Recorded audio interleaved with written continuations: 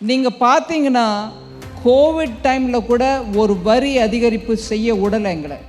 அதே மாதிரி வரி குறைப்புக்கு என்னெல்லாம் பண்ண முடியுன்றது யோசிங்க, சிம்பிளிஃபை பண்ணுங்க. வியாபாரத்தில் இருக்கிறவங்க சின்ன மக்கள், அவங்க இல்லைன்னா கிராமப்புறத்தில் போய் ஒரு பொருள் சேராது அப்படின்னு எப்பொழுதும் வியாபாரிகளை பற்றி நல்ல ஒரு நோக்கத்துடன் அவங்களுக்கு அவங்க குடும்ப உறுப்பினர் போல பேசக்கூடியவர் பாரத பிரதமர். மாதத்துக்கு 1 லட்சம் சம்பாத்தியம் இன்னைக்கு தேதிக்கு என்ன கிடைக்கும்? பிள்ளைங்களை வளர்ப்பாங்களா, பெரியவர்களை பார்த்துப்பாங்களா, இல்லை அவங்களுக்கு அவங்களோட துணிமணிகளை வாங்கிறதுக்கு போதுமா, வாடகை கொடுக்கறதுக்கு போதுமா? அவர் ஒரு கிரகஸ்தர் மாதிரி, கிரகஸ்தர்னா குடும்பத்தை நடத்தக்கூடியவர் மாதிரி ஒன்று எடுத்து சொன்னார். இன்கம் டேக்ஸ் விவகாரம் நடந்துட்டு இருக்கும்போது, இந்த இன்கம் டேக்ஸ் ஆக்டை மாற்றுறதுக்கு முயற்சி எடுக்கும்போது ஒரு முறை என்னை பட்ஜெட்டுக்கு முன்னாடியே கூப்பிட்டு சொன்னார், ஜிஎஸ்டி மேலே எதாவது பண்ணிகிட்ருக்கியா இல்லையான்னு கேட்டார். பண்ணிகிட்ருக்கேங்க, அதான் 1.5 வருஷமாக நடந்துட்டுருக்கேன், என்ன பண்ணிகிட்ருக்கேன்னு கேட்டேன். ரேட்டும் குறைக்கணும், கிளாஸிஃபிகேஷனையும் மாற்றணும். 2 ரேட்டு தான், 5% இல்லை 18%. 40%. இங்கே இருக்க 5லையும் 18லையும் இருக்க ஒரு ஐட்டம் கூட 40க்கு போகாது.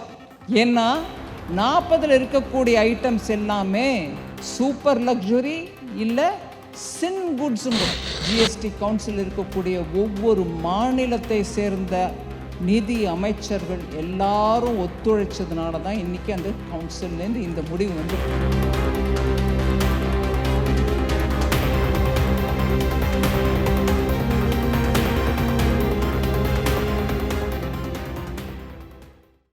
எனக்கு முன்னாடி பேசினவங்க எல்லாரும் ரொம்ப அருமையாக பேசினாங்க, விஷயத்தையும் அழகாக எடுத்து சொன்னாங்க. ஆனால் இந்த ஜிஎஸ்டி 2, அதாவது நெக்ஸ்ட் ஜெனரேஷன் ஜிஎஸ்டி, இந்த விழாவில் அதை பற்றி பேசி அதற்கு பாராட்டு உரை நிகழ்த்திய அனைவருக்கும் நன்றி சொல்கிறேன். இந்த பாராட்டு விழா பாரத பிரதமருக்கு உரியது. நீங்கள் பார்த்தீங்கன்னா கோவிட் டைமில் கூட ஒரு வரி அதிகரிப்பு செய்ய விடலை எங்களை. அதே மாதிரி வரி குறைப்புக்கு என்னெல்லாம் பண்ண முடியுன்றது யோசிங்க, சிம்பிளிஃபை பண்ணுங்க. வியாபாரத்தில் இருக்கிறவங்க சின்ன மக்கள், யாரோட ஆதரவும் இல்லாமல் அவங்க தொழிலை பண்ணிகிட்டு இருக்காங்க, அவங்களுக்கு கஷ்டம் கொடுக்கக்கூடாது. அவங்க இல்லைன்னா கிராமப்புறத்தில் போய் ஒரு பொருள் சேராது அப்படின்னு எப்பொழுதும் வியாபாரிகளை பற்றி நல்ல ஒரு நோக்கத்துடன் அவங்களுக்கு அவங்க குடும்ப உறுப்பினர் போல பேசக்கூடியவர் பாரத பிரதமர். இந்த 1 வருஷத்தை கணக்கில் எடுத்துக்கிட்டிங்கன்னா இன்கம் டேக்ஸில் 12 லட்சம் வரைக்கும் உங்களை சம்பளம் வந்துச்சுன்னா வரி கட்ட தேவையில்லை அப்படிங்கிறத கிளியராக பண்ணி விட்ட சொன்னார். நடுவில் சில அதிகாரிகள் சொன்னாங்க, இல்லை ஒரேடியாக வருமானம் குறைஞ்சிருமோ என்னவோ அதனால் வானாங்க. இப்போ 7.5 லட்சம், 7.25 வரைக்கும் கிட்டத்தட்ட கொடுத்துட்டோம். 7.76 lakhs வரைக்கும் வரி இல்லாமல் பண்ணிட்டோம். நீங்கள் அதை சரி 8 லட்சம் பண்ணுங்க. சில பேர் சொன்னாங்க, இல்லைங்க போனால் போகிறது 9 பண்ணிவிடுங்க. சில பேர் எதிர்கட்சியிலேருந்து ஸ்பெக்குலேட் பண்ணாங்க, அதாவது இவ்வளோ தான் இருக்குங்க, இதுக்கு மேலே பண்ண மாட்டாங்க அப்படின்ட்டு 10 லட்சம் வரைக்கும் கொடுப்பாங்கன்னாங்க. எல்லார் சொல்கிறதையும் கேட்டுக்கிட்டார். எனக்கு ஒரே வரியில் சொன்னார், 12 லட்சம் பண்ணு. மாதத்துக்கு 1 லட்சம் சம்பாத்தியம் இன்னைக்கு தேதிக்கு என்ன கிடைக்கும்? பிள்ளைங்களை வளர்ப்பாங்களா, பெரியவர்களை பார்த்துப்பாங்களா, இல்லை அவங்களுக்கு அவங்களோட துணிமணிகளை வாங்கிறதுக்கு போதுமா, வாடகை கொடுக்கறதுக்கு போதுமா? அவர் ஒரு கிரகஸ்தர் மாதிரி, கிரகஸ்தர்னா குடும்பத்தை நடத்தக்கூடியவர் மாதிரி ஒன்று எடுத்து சொன்னார். எடுத்து சொல்லி 1 லட்சத்தில் அவங்களால என்ன பண்ண முடியுமா, அதனால் 12 லட்சம், அதான் 1 லட்சம் மாதம் சம்பாத்தியத்துக்கு வரி மொத்தமாக விலக்கம் கொடுக்கணும் அப்படின்னு. அது இந்த வருஷம் February 1 நடந்துச்சு. அதோடு இல்லாமல் ஜூலை பட்ஜெட், அதுக்கு முன்னாடி 2024 எலெக்ஷன் ஜெயிச்சுட்டு வந்த பிறகு ஜூலையில் முழு பட்ஜெட் கொடுத்த போதே புதுசாக இன்கம் டேக்ஸ் ஆக்ட் எடுத்துகிட்டு வரோம், அதன் மூலமாக உங்களுக்கு இன்கம் டேக்ஸ் ஃபைல் பண்ணணுன்னா எவ்வளோ சுலுவாக பண்ண முடியுமோ பண்ண வைக்கிறோம். 1961லேருந்து 61வது வருஷத்துலேருந்து இருக்கக்கூடிய இன்கம் டேக்ஸ் எப்போவும் மாறவே இல்லை. அதில் மேலே மேலே மேலே சேர்த்துக்கிட்டே போகிறதுனால இங்கே இருக்கக்கூடிய சில சார்ட்டர்ட் அக்கௌண்டன்ட்ஸ் உங்களுக்கு சொல்லுவாங்க, இவ்வளோ பெருசு தலா என்ன மாதிரி ஒரு 3 செங்கல் அளவுக்கு இன்கம் டேக்ஸ் மேனுவல். அதை வச்சுட்டு நம்ம சார்ட்டர்ட் அக்கௌண்டன்ட்ஸ் நம்மளுக்கு சொல்லுவாங்க, இல்லைங்க இது இப்படி பண்ணக்கூடாது, இது இப்படி பண்ணக்கூடாதுன்னு. அது வளர்ந்துக்கிட்டே போகுதே தவிர அதை சிம்பிளிஃபை பண்ணுறதுக்கு இப்போ வரைக்கும் ஒருத்தரும் பண்ணலை. ஜூலை பட்ஜெட்டில் 24 எலெக்ஷன் ஜெயிச்சுட்டு வந்த பிறகு உடனே சொன்னது பிரதமர், ஐயா இந்த இன்கம் டேக்ஸ் புஸ்தகத்தை குறைமான்னார். இது என்னது, இதை வச்சுக்கிட்டு யார் நீ ஃபேஸ்லெஸ் கொண்டுட்ட இன்கம் டேக்ஸில், எல்லாம் டிஜிட்டல் ஆகிடுச்சு இன்கம் டேக்ஸில்ங்கிற மனுஷன் உட்காந்துட்டு டைப் பண்ணி எனக்கு இவ்வளோதாங்க வரி கட்டணும் அப்படின்னு பண்ணணும்னா இந்த புக்கை பார்த்துட்டு பண்ணான்னா அவனுக்கு ஹார்ட் அட்டாக்கை வந்துடும். குறைங்க அந்த வரி புஸ்தகத்தை, 1961 ஆக்டை மாற்றுங்கன்னு சொல்லி 8 மாதத்துக்குள்ள ஜூலையில் சொன்னோம், 1 ஃபெப்ரவரிக்கு அதை எடுத்துகிட்டு வரதுக்கான நிலைமைக்கு வந்துடுச்சு. அதை ஆக்டை அதுக்கப்புறம் 2-3 செலக்ட் கமிட்டி பார்லிமெண்ட்டில் போக வச்சு அதை கிளியர் பண்ணி புது ஆக்டும் இந்த வருஷம்தான் வந்திருக்கு. ரொம்ப சிம்பிளாக இருக்கு எனக்கு. அதுக்கப்புறம் ஜிஎஸ்டி அது நடந்துகிட்டே இருக்கும்போது, இன்கம் டேக்ஸ் விவகாரம் நடந்துட்டு இருக்கும்போது, இந்த இன்கம் டேக்ஸ் ஆக்டை மாற்றுறதுக்கு முயற்சி எடுக்கும்போது ஒரு முறை என்னை பட்ஜெட்டுக்கு முன்னாடியே கூப்பிட்டு சொன்னார் பிஎம், ஜிஎஸ்டி மேலே எதாவது பண்ணிகிட்ருக்கியா இல்லையான்னு கேட்டார்.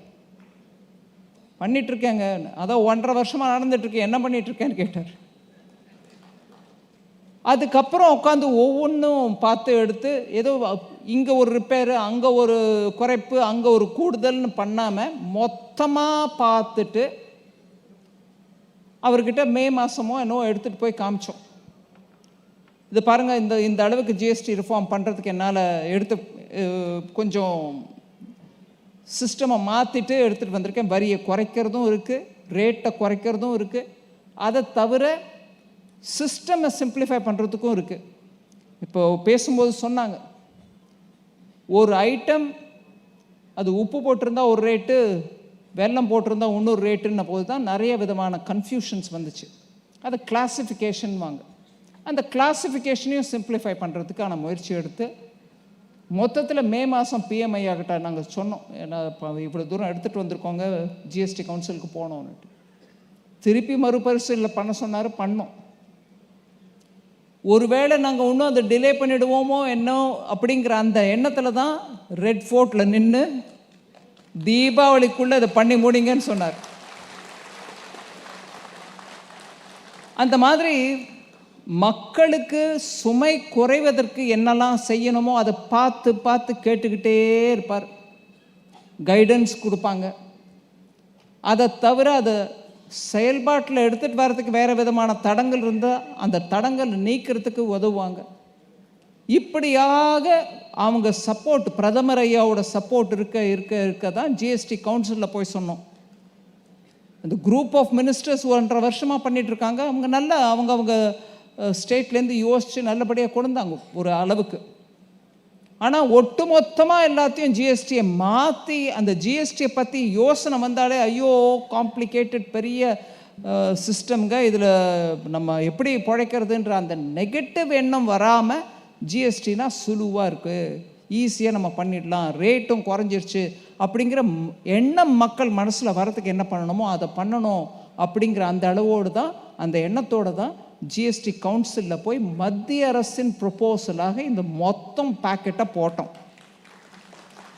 ரேட்டும் குறைக்கணும், கிளாசிஃபிகேஷனையும் மாற்றணும். 2 ரேட்டு தான், 5% இல்லை 18%. இதுக்கு முன்னாடி போட்டிருந்த வீடியோவில் சொன்னாங்க 40%. 40%ல் இங்கே இருக்க 5லையும் 18லையும் இருக்க ஒரு ஐட்டம் கூட 40க்கு போகாது. ஏன்னா 40ல் இருக்கக்கூடிய ஐட்டம்ஸ் எல்லாமே சூப்பர் லக்ஸுரி இல்லை சின் குட்ஸுங்கிறோம். புகையிலை போன்ற இருக்கக்கூடிய சில லெட்டஸ்ஸே டுபாக்கோ கலந்துருக்கக்கூடிய சில பண்டங்கள் அதுதான் 40ல் இருக்குமே தவிர அது கீழே வரதோ இல்லை 5லையும் 18லையும் இருக்கக்கூடிய ஐட்டமோ 40க்கு போகிறதோ இல்லை. அது அந்த 2 கேட்டகரிக்கு தான் அந்த 40.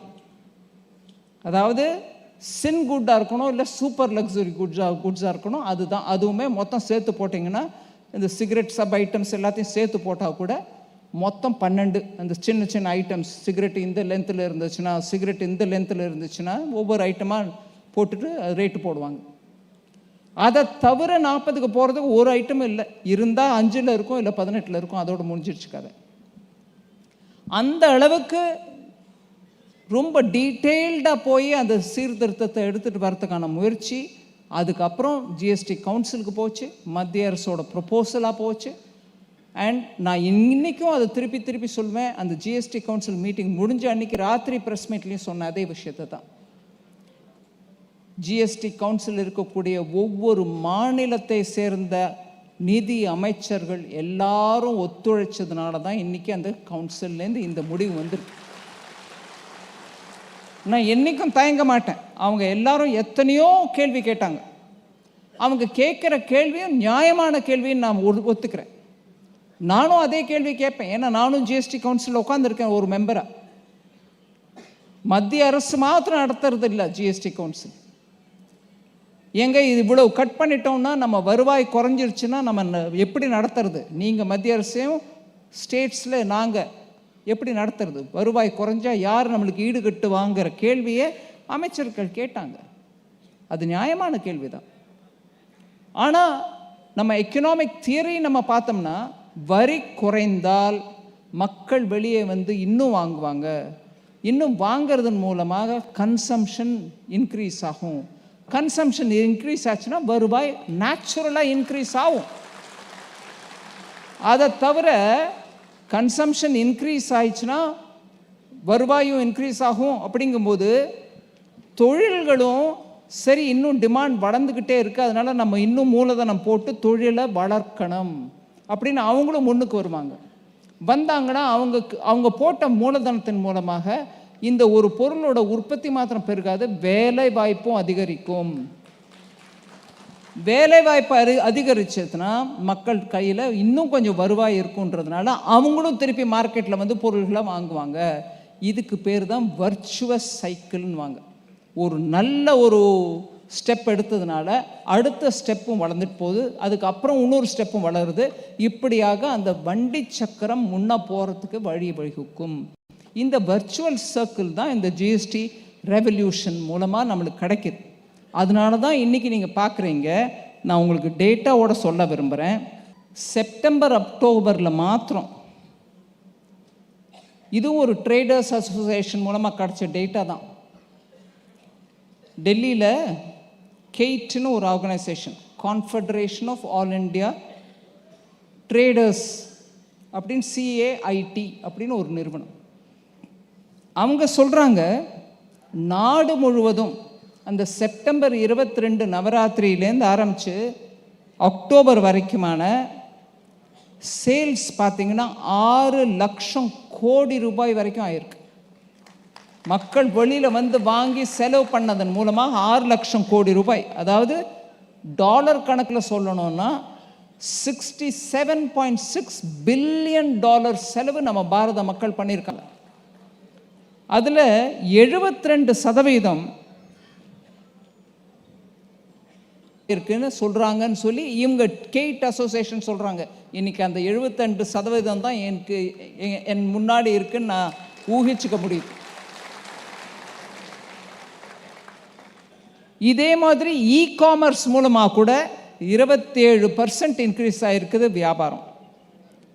மாருதி சுசுகி ஒரு கம்பெனிக்கு 80,000 புது என்கொயரிஸ் போய் சேர்ந்துருக்குங்க ஒரே வாரத்தில். ஜிஎஸ்டி இன்ட்ரடியூஸ் ஆன ஒரே வாரத்தில் 80,000 புது என்கொயரிஸ். அதான் நான் கார் வாங்க விரும்புகிறேன், எந்த கார் என்ன ரேட்டு சொல்லுங்கள் அப்படின்னு என்கொயரிஸ் போயிருக்கு. புக்கிங் சரி என்கொயரி பண்ணிவிட்டு விட்டாங்களா? இல்லை, புக்கிங் பண்ணிருக்காங்க. 1 லட்சம் புக்கிங் ஆயிருக்கு ஒரே வாரத்தில். ஹூண்டாய் மோட்டார்ஸ் சொல்கிறாங்க 11,000 டீலர் பில்லிங்ஸ் ஆகிருக்குது. முதல் நாள் செப்டம்பர் 22ஆம் தேதி அந்த ஒரு நாள்லேயே அவங்களுக்கு 11,000 டீலர் புக்கிங் ஆகிருக்குது, பில்லிங்ஸும் ஆகிருக்குது. அதாவது வண்டியை கொடுத்துட்டாங்க, பில்லும் போட்டாங்க. இப்படியாக பார்த்தீங்கன்னா அக்டோபர் மாதம் வந்துட்டோம். அக்டோபர் மாதத்தில் 40.5% போன அக்டோபரோட கம்பேர் பண்ணால் இந்த அக்டோபரில் 40.5% இன்க்ரீஸ் ஆகிருக்குது வியாபாரம். சரிங்க, ஆட்டோமொபைல் 40.23 லட்சம் யூனிட்ஸ் விற்றுருக்காங்க. 40.23 41 யூனிட் 40ன்னு எடுத்துக்காங்க, 40 லட்சம் யூனிட் விற்றுருக்கோம் ஒரே மாதத்தில். Two wheelers, scooter, motor bike பார்த்தீங்கன்னா 51% இன்க்ரீஸ் ஆகிருக்கு.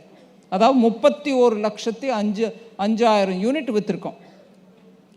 பேசஞ்சர் வெஹிக்கிள்ஸ் பார்த்தீங்கன்னா 11.35% இன்க்ரீஸ் ஆகிருக்குது வியாபாரம். சரி, உங்களுடைய பொருட்களை எடுத்துகிட்டு போகக்கூடிய கமர்ஷியல் வெஹிக்கிள்ஸ் 17.7% இன்க்ரீஸ் ஆகிருக்குது. புதுசாக கமர்ஷியல் வெஹிக்கிள்ஸ் வாங்கியிருக்காங்க மக்கள். டிராக்டர் 14% புதுசாக வாங்குகிறாங்க மக்கள். போன வருஷம் 100 விற்றாங்கன்னா இந்த வருஷம் 114 போயிருக்குது. இப்படியாக ஆட்டோமொபைல் செக்டரில் ஒரு பெரிய மாறுதல், பெரிய விதத்தில் மக்கள் வெளியில் வந்து வரி குறைப்பினால் வியாபாரத்தை இன்க்ரீஸ் பண்ணியிருக்காங்க.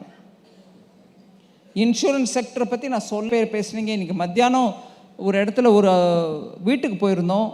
அந்த அம்மையார் சொல்கிறாங்க, அவங்க வீட்டு பலசரக்கு சாமான் ஒரு மாதத்தில் மளிகை சாமான் வாங்கி கிட்டத்தட்ட 3000 ரூபா வரைக்கும் எங்கள் குடும்பத்தில் செலவாகுங்க. சின்ன குடும்பம், ஆனால் நான் சொல்ல முடியுது 1000 ரூபா வரைக்கும் எனக்கு சேமிப்பு ஆகிருக்குது இந்த வரி குறைச்சல்னால. சின்ன குடும்பம். அப்போது அங்கே ஹெல்த் இன்சூரன்ஸ் கொடுக்கக்கூடிய பீமா மித்ரு அப்படின்னு நம்ம சொல்கிறோம். எல்ஐசியில் பெண்களை செப்பரேட்டாக இன்சூரன்ஸ் விற்பதற்கு ஏஜெண்ட்டாக எடுத்திருக்காங்க. அவங்கள பீமானா இன்சூரன்ஸ், மித்ரனா ஃப்ரெண்டு. இன்சூரன்ஸ் ஃப்ரெண்ட்ஸாக நம்ம அவங்கள எடுத்துகிட்டு ஏஜென்ட்ஸ் வேலையை பார்க்க சொல்கிறோம். அந்தம்மா சொல்லுது, எனக்கு டெய்லி கால் இன்க்ரீஸ் ஆகிடுச்சுங்க. மக்கள் கேட்குறாங்க என்ன மாதிரி இன்சூரன்ஸ் எடுத்தால் நல்லாயிருக்கும்னு சொல்லுங்கன்னு. நான் போன வருஷம் ஃபோன் மேலே ஃபோன் போடுவேன், அவங்க வீட்டுக்கு போவேன், அவங்கக்கிட்ட சொல்லுவேன் வாங்க எடுத்துக்காங்க, உங்கள் குடும்பத்தில் ஒருத்தருக்காவது இன்சூரன்ஸ் இருக்கட்டும்.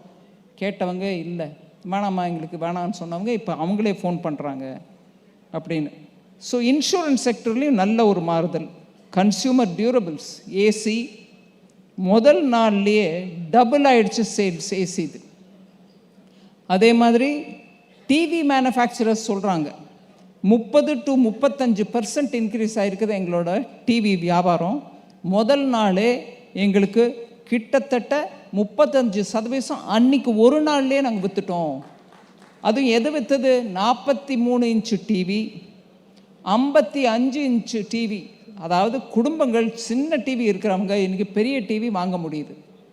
அதனால் வாங்கிறதுக்கு பெருசாக முதல் நாளே வந்துட்டாங்க.